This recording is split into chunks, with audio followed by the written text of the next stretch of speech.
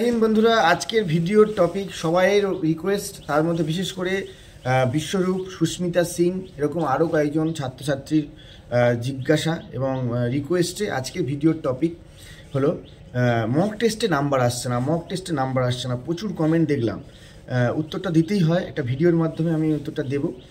ভিডিওটা খুব বেশি দীর্ঘায়িত করব না, থাম্বনেল দেখেই বুঝে গেছো কী টপিকের ভিডিও। তো প্রথম থেকে লাস্ট পর্যন্ত দেখবে। যারা বাই চান্স কোইন্সিডেন্টলি এই ভিডিওটা দেখতে এসছো নতুন, অবশ্যই চ্যানেলটি সাবস্ক্রাইব করবে। কেন সাবস্ক্রাইব করবে? অবশ্যই কয়েকটা ভিডিও তোমরা দেখে নেবে, ভিডিও দেখে তারপর যদি ভালো লাগে সাবস্ক্রাইব করবে। আর একটা কথা আজকে আমি বলে নেবো, বারবার বলছি, যে সমস্ত ইউটিউব চ্যানেল তোমাদেরকে ভুল পথে পরিচালিত করছে, যে সমস্ত সোশ্যাল মিডিয়ার অ্যাক্টিভিটিস তোমাদের ক্ষতি করছে, সেইগুলোকে চিনতে শেখো। এখন থেকে নিজের সেলফ স্টাডি কিছু ফ্রি চ্যানেল, সেগুলো থেকে নিজেকে তৈরি করো, সাবধান হয়ে যাও। কারণ আজকে তারা নতুন ডেট বলছে, কালকে একটা নতুন ডেট বলছে, আজকের বলছে পরীক্ষা হবে না, কালকের বলছে পরীক্ষা হবে, আজকের বলছে যে তোমাদের নবান্ন অভিযান হবে, কালকের বলছে তোমাদের ওবিসি কেস মিটে যাবে, কালকে পরশু দিন বলছে যে তোমাদের পরীক্ষার হবে না, আবার বলছে সাডেনলি চেঞ্জ হয়ে যাচ্ছে যে পরীক্ষা আবার হবে। এইভাবে পাজেল না করে চুপচাপ থাকাটাই সবথেকে বড় কথা। যখন সঠিক খবর হবে আমি একটা করে ভিডিও এনে তোমাদের বলেছি, এবারে 2026 ইলেকশনের মধ্যে তোমরা সবাই ডিউটিতে যাবে, আর ডিসেম্বরে পরীক্ষা হচ্ছে না, এগুলো সবাই বুঝতে পারে। ন্যাচারালি এগুলো বলার কিছু মায়না রাখে না, কিন্তু যেটা সঠিক খবর আমার কাছে আসবে, আমার কাছে কোনো খবর আসে না, যখন আসে তখনই আমি এই বিষয় নিয়ে ভিডিও করবো। তাই তোমরা একটু সাবধান বাণী তোমাদের দিলাম। তোমরা নিজেদেরকে প্রশ্ন করবে যে এইগুলো যেগুলো আমরা দেখছি বারবার, এস্টাবলিশ চ্যানেলগুলো দেখছি, কিন্তু সেগুলো দেখে আমরা শুধু তাদের ভিউই বাড়াচ্ছি, আর কিছুই করতে পারছি না, নিজেদের ক্ষতি ছাড়া কিছুই লাভ হচ্ছে না। চলো আজকের ভিডিওর বিষয়বস্তু মক টেস্ট। মক টেস্টটা কি?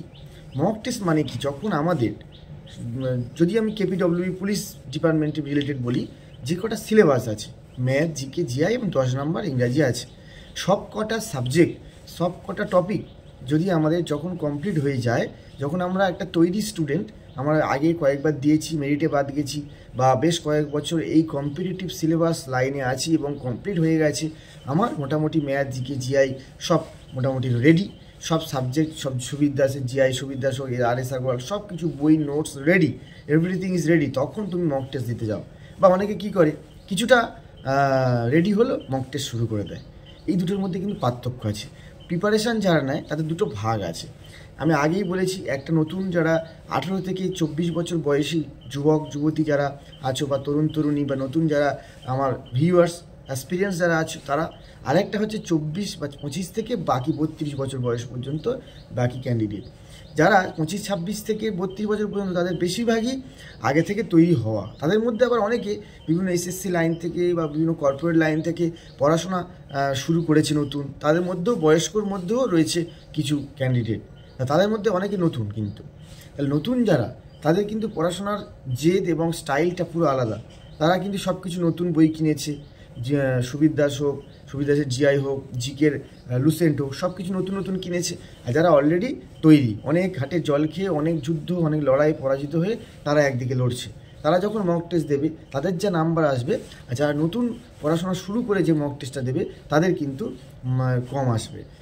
সুস্মিতা সিং, তুমি আমাকে যেটা বলেছো, এবং যারা বিশ্বরূপ, যারা মনোমা, যারা বলেছো, তাদের যে কি কোন এতে আছে সেটা আমি জানি না। তবে আমি সলিউশন এটা বলতে পারি যে যারা নতুন, তারা কিছুদিন সমস্ত সাবজেক্টটাকে ভালো করে তৈরি করে নিয়ে, যেমন ধরো মক টেস্ট দিতে গিয়ে একটা সেট নিয়েছো লীলা রয়ের, বা তুমি একটা পেপার থেকে একটা মক টেস্টের সেট নিয়েছো, দেখছো তুমি ইতিহাস থেকে খুব ভালো পারো, জিওগ্রাফি থেকে ভালোই পারছো, জীবনবিজ্ঞান থেকে ভালো পারছো, সব প্রশ্ন মোটামুটি আয়ত্তের মধ্যে রয়েছে, ঠিক আছে, অঙ্ক মোটামুটি 25টার মধ্যে তুমি পেরে যাচ্ছ, 20টা 22টা পেরে যাচ্ছ, বাহ খুব ভালো, জিআইও ভালো পেরে যাচ্ছ। এবারে এর মধ্যে ঘাটতিও তো হতে পারে, ধরো দেখা গেল জিআইয়ের কোডিং ডিকোডিংটা তোমার আটকে যায়, অঙ্কের সুদ কষা, জটিল সুদ আর করণী নিরসনটা বা সরলে তোমার বেঁধে যাচ্ছে, বা তোমার হয়তো পাইপের অঙ্ক দু একটা বেঁধে যাচ্ছে, সেগুলো একটা খাতায় নোট করে নেবে যে এই টপিকগুলো আমার বেঁধে গেল, ঠিক আছে। সাবজেক্টটাও অবশ্যই, যারা অনেকদিন পরীক্ষা দিচ্ছ তাদের দেখছো কোনো কিছুই পাচ্ছে না, শুধু দেখছো ইংরেজিটা প্রতিবন্ধকতা। বেশিরভাগ স্টুডেন্ট ইংরেজিটা না করে করে এমন হয়ে গেছে, তাকে ভালোবাসা না দিতে দিতে সেও মুখ ফিরিয়ে নিচ্ছে। যেমন তোমরা বর্তমানে দেবের কোনো সিনেমা উঠলেই, বা প্রসেনজিতের কোনো সিনেমা উঠলেই, যেরকমভাবে পুষ্পা 2 দেখেছো, সেরকমভাবে মানুষের ভালোবাসায় তো সে এত টাকা পশ্চিমবঙ্গ থেকে হোক, সারা ওয়ার্ল্ড থেকে কামিয়েছে। সেরকম তোমরা ইংরেজিকে যদি না ভালোবাসো, তাকে তো ভালোবাসতে হবে, ভালোবাসা দিলেই তবে সে সুপারহিট হবে, তাই না? সে তোমাকে সুপারহিট ফলাফল দেবে, এটা তো মানতে হবে। তাহলে ইংরেজিটাকে সময় দিতে হবে। দেখছি ইংরেজিটা তোমার 10 নম্বর ওটা ঘাটতি হয়ে যাচ্ছে, তুমি তাহলে সেইখান থেকে খাটা শুরু করো। এসসি বক্সি বই থেকে খাটলে হবে না, এসসি বক্সি বই থাকবে এবং জিএম স্টাডি ফর ড্রিমসের প্লেলিস্ট থাকবে। যদি বলে এটা কি বিজ্ঞাপন দিচ্ছেন স্যার, না, এটা তোমাদের জন্য ফ্রি অফ কস্ট। চলুন তাহলে নেক্সট এবার আমরা জানবো মক টেস্টে তাও নম্বর আসছে না, 45, 50, 55 এই জায়গায় আটকে যাচ্ছে। তাহলে যে জায়গাগুলো আটকেছে সেগুলো আমি শর্ট আউট করতে বললাম, যে এই সাবজেক্টগুলো আবার ভালো করে খেটে আবার মক টেস্ট দেবে।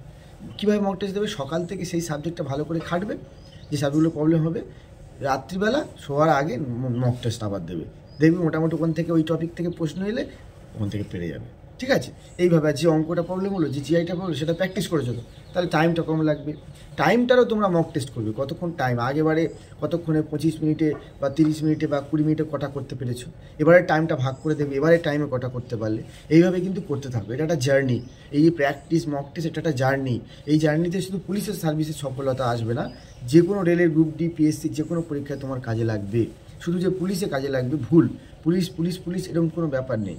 পুলিশের চাকরির প্রিপারেশান না, মানে যদি তুমি না করে, যদি তুমি উঁচু লেভেলের পরীক্ষার প্রিপারেশান করো, সেটা করতে করতে যে প্রিপারেশানটা অর্জন হবে, এতে পুলিশের চাকরি সার্ভিস তোমরা পেয়ে যাবে।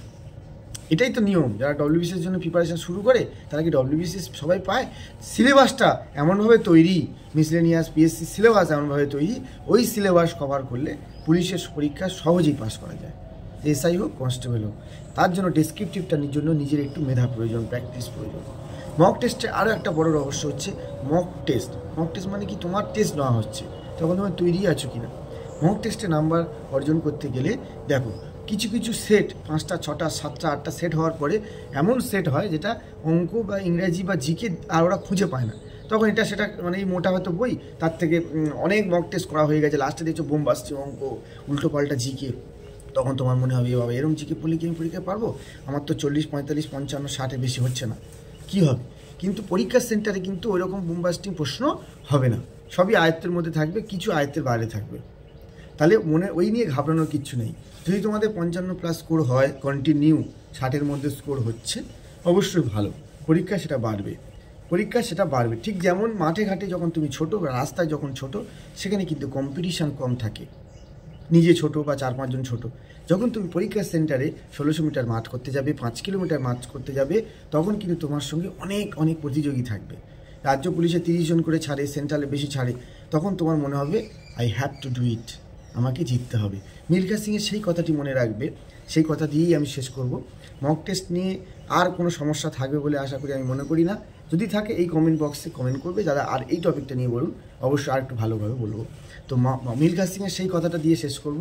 মিলখা সিং পাকিস্তানে যখন দৌড়াতে গিয়েছিলেন, তখন পাকিস্তানের যার দৌড়াতে গিয়ে তার যে মেন অপোনেন্ট ছিল পাকিস্তানের, তার যে কোচ, সে মিলখা সিংকে বলেছিল, মিলখা সিং, ये तुम्हारी जिंदगी का आखिरी रेस हो सकता है, এটা বলেছিল, ইনসাল্ট করেছিল। পৃথিবীতে প্রচুর মানুষকে ইনসাল্ট করে যারা উন্নতি করে আর কি।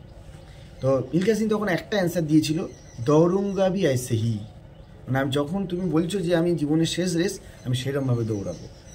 তোমরা বলছো এটা জীবনের শেষ অ্যাটেম্প দাদা, বয়স বেড়ে যাচ্ছে, সেরকমভাবে দৌড়াও মিলখা সিংয়ের মতো। দিনে 8 ঘন্টা সে দৌড়াতো, রক্ত উঠে যেত, তাও দৌড়াতো। সেও তো জানতো যে আমি একটা পাঞ্জাবির ছেলে, ভারতীয়, আমি কখনো অলিম্পিক মেডেল আনতে পারবো না। তার কাছে এটা কিন্তু অসম্ভব ছিল। তোমাদের কাছে কেপিডব্লিউপি অসম্ভব নয়, পরীক্ষা হতেই হবে। কোথায় যাবে? এমার্জেন্সি সার্ভিসের ভ্যাকেন্সি পূরণ হবে, ট্রেনিং হবে না, ডাইরেক্ট তোমরা ডিস্ট্রিক্টে থানায় ডিউটি যাবে। ট্রেনিংয়ের মতো সেই 6 মাস 7 মাস আর নষ্ট হবে। চলো, হাল ছেড়ো না বন্ধু, ঠিক আছে? Never give up.